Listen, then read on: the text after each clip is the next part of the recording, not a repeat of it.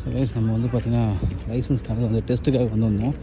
But test நடக்கிற இடத்துல பார்த்திங்கன்னா ஒரு ஒதுங்கிறதுக்கு ஒரு இடம் கூட கிடையாது. ஸோ வெயில பார்த்திங்கன்னா பிச்சு உதறதுங்க. இந்த கடையில் இருக்க டென்ட்டில் தான் வந்து இன்னும் உட்காந்துட்ருக்காங்க. ரொம்ப மோசமான உதவி.